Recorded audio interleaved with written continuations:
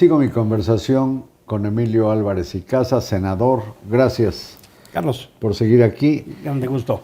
Nos quedamos en que diste algunos datos estrujantes de lo que se está viviendo en el Instituto Nacional de Cancerología. ¿Qué más sabes que ha ocurrido en el sector salud que ilustre a la audiencia, me ilustre a mí, sobre el desastre? En prácticamente todos los institutos, en nutrición, en enfermedades respiratorias, los especializados en atención a niñez, el abandono es similar en términos de falta de recursos, de medicamentos y personal. Y eso que no hemos hablado, el tema de la atención a la pandemia, que hoy se sabe que México es uno de los países, está dentro de los 3 con más mortandad. Sabemos que se ocultaron centenares de miles de muertes. De 6 a 700,000 muertes. En la Ciudad de México deliberadamente se ocultó la información, deliberadamente hubo información y debate público. La jefa de gobierno y su equipo optaron por ocultar esa información. Hugo López-Gatell incluso llegó al extremo de decir que los niños y familias que luchaban públicamente por tener medicinas de cáncer eran parte de un ensayo golpista en contra de este gobierno. Querían tumbar a López Obrador. Y ahí están. Por eso le dicen el doctor muerte. Por eso le dicen. Gatell. Y me parece que el fenómeno, incluso ahora del INSABI, no solo es una extraordinaria muestra de incapacidad y responsabilidad, sino que también pronostica otra vez un colapso. En Nayarit hicieron un ensayo. El nuevo gobernador quiso hacer una prueba de ser el muchacho aplicado a la clase en este gobierno e intentaron hacer.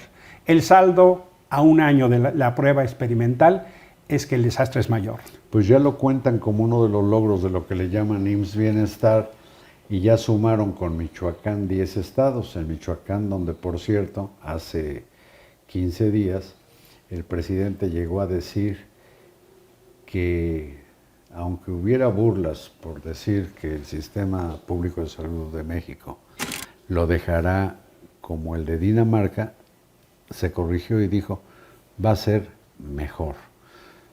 Pero si van 10 estados afiliados al IMSS Bienestar y si desaparece el INAI y si no saben qué hacer, no sé si sepas algo, pero tengo entendido que inclusive el problema del fentanilo y el contrabando y los líos que ha habido en México, Estados Unidos por este flagelo, ha provocado que en la medicina legal, sí, donde se emplea el fentanilo en muchas cosas como anestesia y dolores intensos en enfermedades terminales, pues el gobierno ya cerró la entrada de fentanilo. Ya cerró, quieren prohibir, incluso hasta para su uso médico, y están dando en el servicio público analgésicos de los 70s y los 80s, cuando hay. Y ya no te hablo de la crisis y el desastre del sistema de vacunación. México era ejemplo a nivel mundial. Hasta en el último municipio de Oaxaca, de Chiapas, de Chihuahua, llegaban las vacunas, Carlos. No. Hoy, incluso si quieres comprar vacunas, no las hay.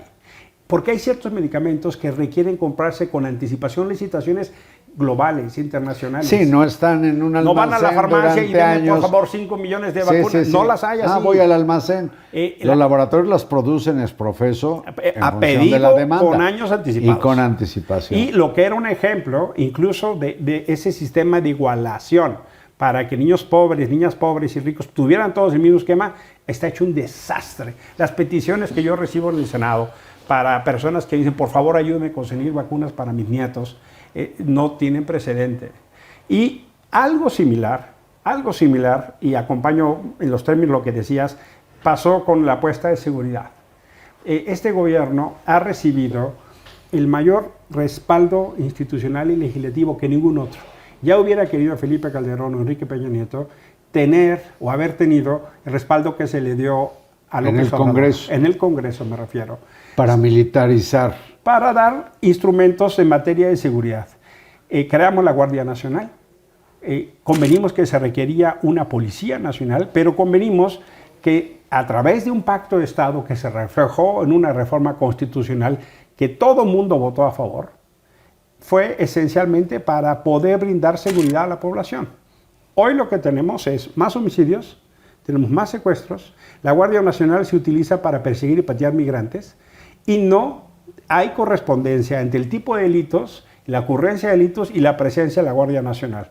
Por ejemplo, estados como Zacatecas, como Sinaloa o como San Luis Potosí o Guanajuato, que tienen crisis tremendas de violencia. Colima, tienen mucho menos presencia que la Ciudad de México, porque destacan 6,000 guardias nacionales a cuidar el metro, supuestamente para ver qué. para evitar sabotajes, dijeron. Supuestamente, pero todos los estados que te mencioné son entre 4,500 y 2,500 efectivos de la Guardia Nacional. No hay correspondencia en la estrategia. Y fueron 6,000 los del metro. Y son 6,000 los del metro. Ya Carlos. los están sacando, pero por cierto no encontraron un solo saboteador de nada. A la única que encontraron fue una pobre señora que se le cayó una aspa o algo de así, una lavadora. Un agitador. Pero Emilio, en esto de la Guardia Nacional, pues me lleva a lo que inevitablemente se da, yo creo que en distintas partes del mundo, pero no sé qué tan grave esté siendo en México, pues que no falta el Guardia Nacional o el militar, ya sea del Ejército o de la Marina, que resulta que comete una fregadera, comete un delito, y a veces no solo viola derechos humanos en abstracto, sino que asesina personas. El problema principal es el paradigma de uso de la fuerza. Los militares están entrenados en el uso letal y el uso extremo de la fuerza, y eso queremos de ellos. Que además es explicable, claro. Para eso se les quiere. Pero también déjame decirte, haciéndole de abogado del diablo,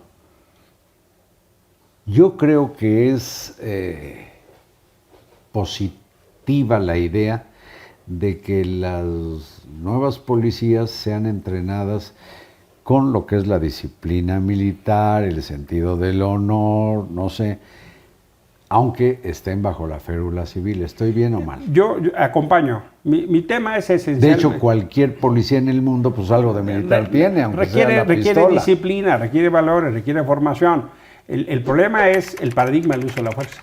Los policías están y deben estar entrenados en principios de proximidad ciudadana, proporcionalidad y racionalidad de la fuerza.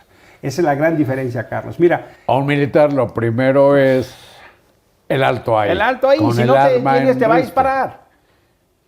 Y es su formación. Es la formación, eso se espera de un militar. También eso explica o le da cierta lógica a algunos casos, hay casos terribles que han ocurrido, como el de no sé qué lugar de Tamaulipas. En Nuevo Laredo, van 3 incidentes muy recientes de un vehículo al que le dispararon y murió la niña Heidi, un incidente con unos jóvenes que saliendo de antro mataron a 5 y remataron a 2 de ellos, e incluso se fueron a llevar todas las evidencias de los hechos, violando y cometiendo delitos, violando la zona de escena del crimen, que es competencia de la Fiscalía General de la República, no de los militares.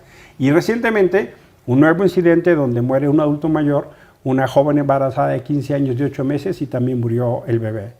Es decir, el fenómeno del no control lleva a estos excesos, pero el no control está pasando en otros ámbitos de la vida pública, no solo en la seguridad. Sí, pero lo que acabas de comentar me hace refrendar mi convicción, pero creo que es obvio. Los delitos los cometen personas, no instituciones. Es correcto. Vaya, la iglesia no anduvo violando menores en el caso Maciel. ¿Dónde el ejército o la Guardia Nacional no anda violando derechos humanos? Es certero tu comentario y tienes toda la razón. ¿Dónde está la diferencia? Que este presidente ha tomado decisiones de política pública para hacer uso de las Fuerzas Armadas en otro tipo de asuntos. Y eso ya es una política pública. Bueno, de hecho se dice que inclusive ha puesto a las Fuerzas Armadas en los rieles de lo que puede conducir a una corrupción terrible. Mira, ya en el hospital militar hay médicos a los que les pagan en efectivo. En las obras donde el ejército es el contratante, pagan en efectivo. Capitanes que llegan con cajas de dinero y listas y firmes. Lo que vamos a ver en el... Ocurre eso. Ya está ocurriendo. Ya está ocurriendo. Lo dice un senador, ¿eh? Si miente en su juramento, dice que la patria me lo demande, porque ya no por ocurre mentir, eso. sino porque está calumniando, y la calumnia, o pudiera estar calumniando, y la calumnia o la falta al honor está legislado, y prometiste Cumplir es respetar cumplir.